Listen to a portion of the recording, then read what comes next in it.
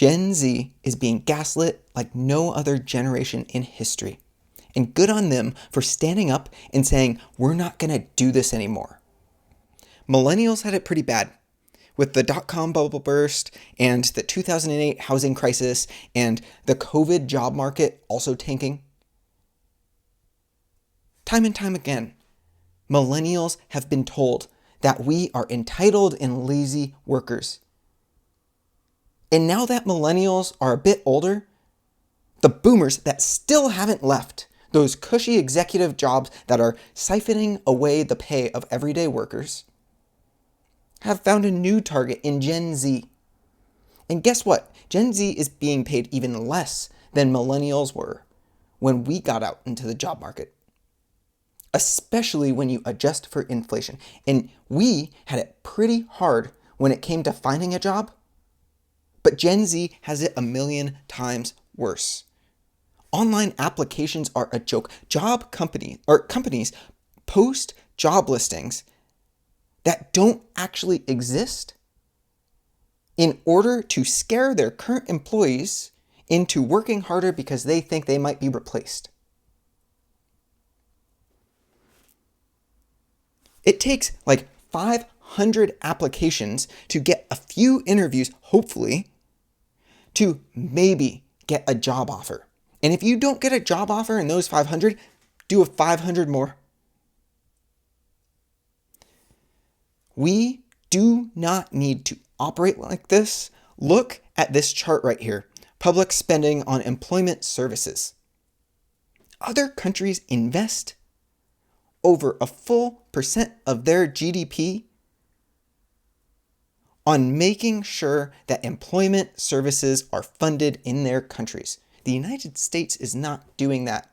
Look at what this chart shows when it comes to productivity of the everyday worker and compensation for that productivity. Right there in around 1970, when trickle-down economics was instituted, pay increases stopped for the everyday person.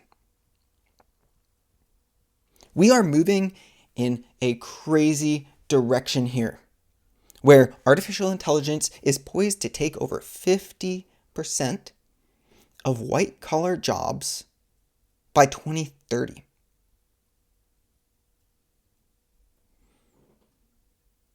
That is going to continue. That's 50% by 2030, many, many more very quickly after that. We are seeing AI in its infancy right now. There are skeptics that think it's going to stagnate and stop growing, but even if it didn't, what it can currently do today is so significantly powerful that you can reduce headcount and do the same amount of work with far fewer people, no problem.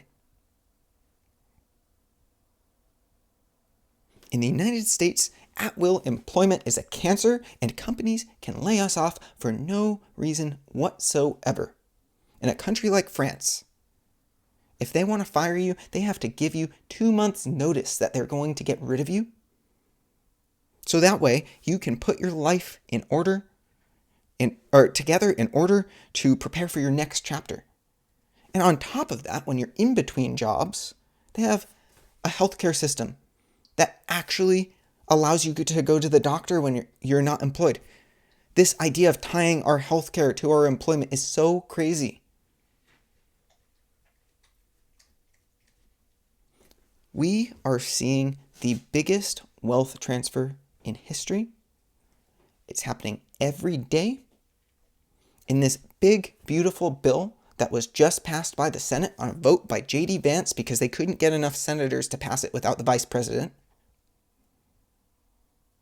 is gutting $1 trillion from Medicaid and giving $1 trillion tax write-off to billionaires. How much more of this can the system take? It is my true belief that as the mechanisms for prosperity increase, human rights must increase with them, or else instability is the only thing that can fill the void. We can come together and make a better world, even without productive jobs that produce food and clothing and shelter. If you automate all of those away, we still value community and happiness and love and joy and novel experiences. There is so much prosperity to be shared in this world. We just need to stop throwing away the fruits of the land to keep prices up. I really think we can come together and make a better world, but it's going to take us keeping our energy up. We can do this. If you made it this far in the video, I really appreciate your time. Please like and subscribe and share this video. Let's build a community here in order to start a movement, because it's going to take a lot of us in order to do anything big. I hope you have a great day.